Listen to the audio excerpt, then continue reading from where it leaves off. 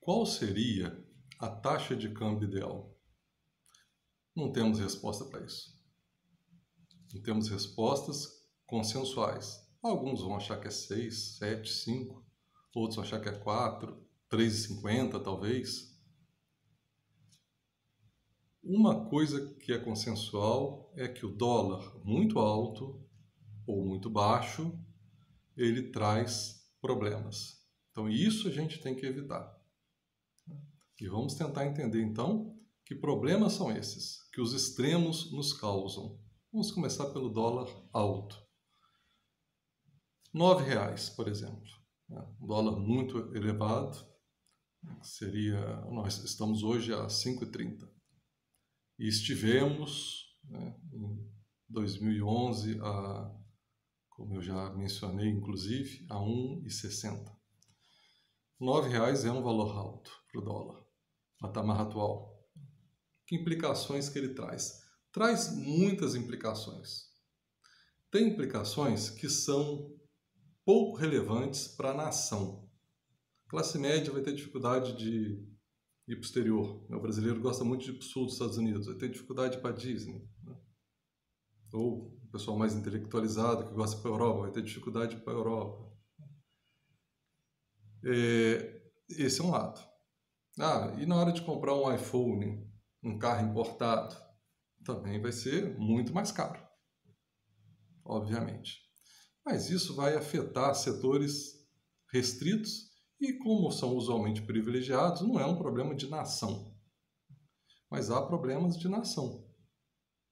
Vou citar um outro problema também que pode ser específico, com implicações para a sociedade como um todo. Se as empresas tomam muito dívida em dólar, a taxa de juros internacional está baixa, o dólar está num patamar interessante e tudo mais, tomam muito dívida em dólar. Um aumento do dólar aumenta a sua dívida. Seu passivo explode sem que ela tenha feito nada.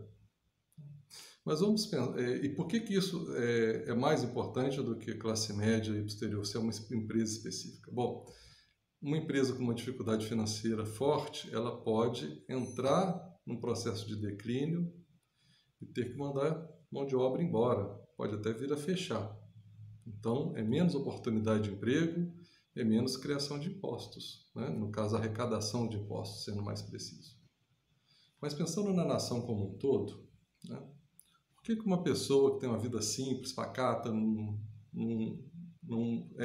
viaja para o exterior, não compra produtos eletrônicos sofisticados e tudo mais, o que essa pessoa tem a ver com o dólar? Vejamos, é uma grande ilusão, primeiro ponto, que não compramos produtos importados. Qualquer sombrinha que você compra na rua provavelmente não foi feita aqui. Qualquer carro, por mais simples que você compre um carro, ele vai ter componentes importados. Praticamente qualquer produto vai ter componente importado. Não, mas eu estou comprando um móvel de madeira. Será que a tinta ou verniz que colocaram nesse móvel, ela não tem algum componente importado? Será que a motosserra ou a serra que cortou essa madeira, que é um produto siderúrgico, será que não tem ali algum componente importado? Normalmente nós estamos numa economia global e a gente não foge das importações. Não há como, por mais simples que sejam nossos hábitos, a menos que optemos por viver de subsistência.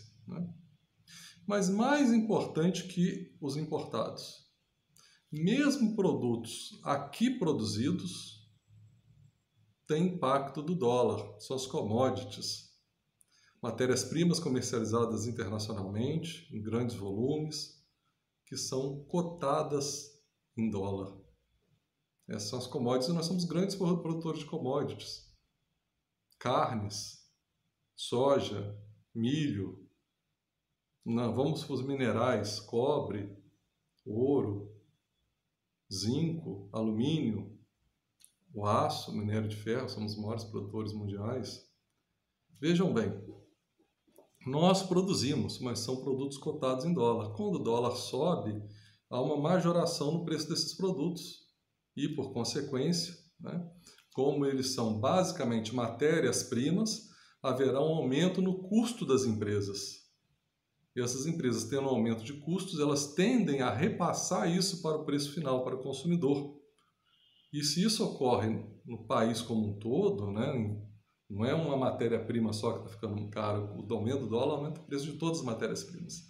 Vai ser um aumento generalizado de preço, que é a definição de inflação. Vai aumentar o nosso índice oficial de inflação, que é o IPCA, verificado pelo IBGE. Então vejam bem como que a situação é complexa com um aumento muito grande do dólar.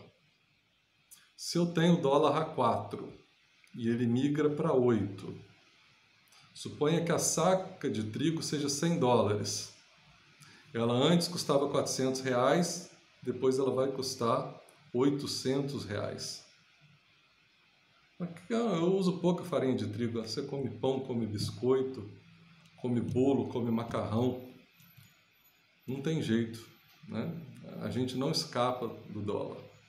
Então, o dólar alto, né, dado que várias matérias-primas são cotadas em dólar, ela eleva o custo das empresas. Por isso que o dólar alto gera inflação. Ele reduz, ao gerar inflação, reduz o poder de compra das famílias. Esse é um impacto muito importante.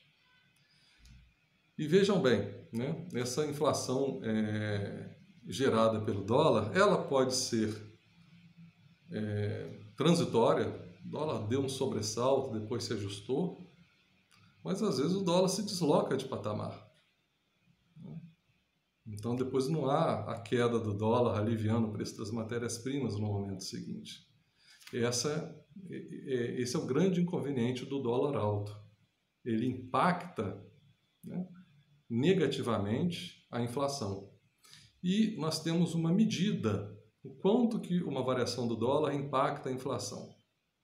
Ela tem um nome em inglês chamado pass-through. Então, o pass-through cambial nada mais é do que essa medida, o quanto que o aumento do dólar impacta a inflação. Aí vocês vão me perguntar, então qual que é o pass-through? Um aumento de 10% no dólar, aumenta 2% IPCA, que valor é esse? Não sabemos. Não é que não sabemos no sentido assim, hoje é isso, hoje não temos esse valor. É que esse valor muda de acordo com o contexto macroeconômico. Se a capacidade ociosa do país está muito alta, mesmo com o aumento de custo, o empresário tem dificuldade de repassar isso para o consumidor final, porque não está vendendo, não está conseguindo vender. Aí o pass-through cambial é limitado quando a ociosidade está alta. Desculpa. Já numa economia aquecida, o empresário tem muita facilidade de repassar preços, a demanda está muito alta. Então, se houver esse aumento de custo fruto do aumento do dólar, ele repassa e gera uma inflação mais alta. Nesse caso, o pass-through vai ser mais alto. Aí você fala assim, mas então, se a gente vai para o dólar baixo, R$4 ou 2, vai ser muito bom porque a inflação vai cair, né? Os custos das empresas vão reduzir. A tendência é as empresas, mesmo que elas não diminuam o preço, só delas manterem constante, a inflação vai para zero. E elas vão ter um lucro maior, né? Porque o custo delas está caindo. Então, seria esse o cenário atual, ideal, digamos assim? Infelizmente, não.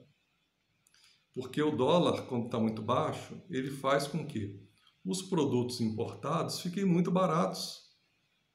Aí você pode falar, mas isso não é bom? Bom, vamos pensar que nós temos empresas produzindo produtos aqui no Brasil. Então, num primeiro momento, pode parecer bom, porque eu vou comprar as coisas baratas. Né? Por que eu vou comprar uma camisa de uma empresa local se eu compro uma camisa num site americano aí mais barato? Só que a indústria local, diante dessa concorrência, que ela não vai conseguir competir, ela acaba. Se a indústria acaba, perde-se emprego e perde renda. Sem renda, não adianta o produto no exterior estar barato que você não vai conseguir comprar. Então, dólar barato impacta negativamente na indústria nacional. Vou dar um exemplo histórico aqui. A Holanda, no final dos anos 60, encontrou grandes reservatórios de commodities energéticas, principalmente gás natural, no Mar do Norte. Depois vocês olhem aí no mapa, Holanda, Mar do Norte, tudo mais. Uma região de grande exploração de petróleo, tanto que o petróleo negociado na Europa, o petróleo Brent, tem esse nome derivado de um ganso que tem numa ilha, né, próxima à Escócia, nessa região do Mar do Norte também. O ganso de Brent. Né? E como lá extraía muito petróleo, homenagearam essa ave, petróleo Brent. O outro é o WTI nos Estados Unidos, que é o World Texas Index, porque é explorado no Texas. São as duas cotações de petróleo mais usuais. Mas vamos à Holanda. Encontrou-se grande reservatório de commodities energéticas, começou a exportar gás natural, né? Uma maravilha. Aí, obviamente, as exportações muito superiores às importações, elas geraram grandes superávites comerciais. Entradas de dólares muito superiores às saídas de dólares. E eu estou afirmando o dólar para simplificar o raciocínio. Nós estamos numa época pré-euro, a moeda holandesa era o florim holandês, e a moeda internacional de referência para a Holanda era o marco alemão. Tá? Mas vamos usar o dólar para raciocinar. O dólar desvaloriza, fica muito barato frente ao florim, e aí ocorre das empresas holandesas terem muita dificuldade de competir com o produto internacional. Os importados chegavam muito baratos, não conseguiam exportar. Houve entre aspas, uma destruição da indústria holandesa. Um fenômeno econômico muito conhecido chamado doença holandesa, o Dutch Disease. As empresas não resistiram à queda do dólar fruto da exportação de commodities. É mais ou menos essa lógica que eu estou tratando aqui. Dólar baixo gera seus problemas. Se o dólar está a 9, ele pode até facilitar a vida da indústria. Se o dólar está a 2, ele vai facilitar muito a vida da inflação, no Banco Central cuidar da inflação. Nem vai precisar. Mas o dólar alto, que ajuda a indústria, ele gera inflação, e o dólar muito baixo, que ajuda na inflação, ele prejudica a indústria. Vejam que nós estamos sempre diante de dilemas, de trade-offs. E a política econômica tem que tentar, né, meio como uma arte, encontrar equilíbrios nesses extremos. Onde ficaremos? Na dificuldade de encontrar, a gente deixa campo flutuante, o mercado decide, evitando grandes variações, com o Banco Central intervindo, portanto, flutuação suja. Tá? Mas isso seria, em linhas gerais, o que eu tinha para conversar com vocês dos impactos de um dólar muito alto ou muito baixo. Né? Não dá para ficarmos nos extremos. Infelizmente, temos que buscar um caminho que não conhecemos, um caminho ali no meio, né, que é muito difícil saber. Se você perguntar para economista, o pessoal da Fundação Getúlio Vargas de São Paulo vai falar de repente 6, ou alguma coisa no entorno de 6. Se você perguntar na Fundação Getúlio Vargas do Rio, só muda o estado, a mesma instituição, né, eles vão falar algo em torno de 4, 3.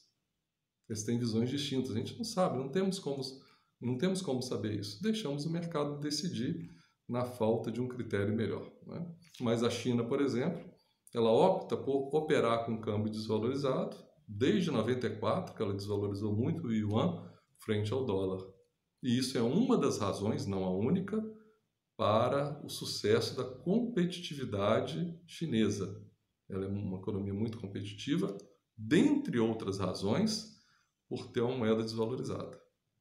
Hoje ela está avançando tecnologicamente, mas lá no seu início, a gente está falando de mais de 20 anos, essa moeda desvalorizada foi essencial, né, para dar competitividade a inúmeros setores da economia chinesa. Então é isto.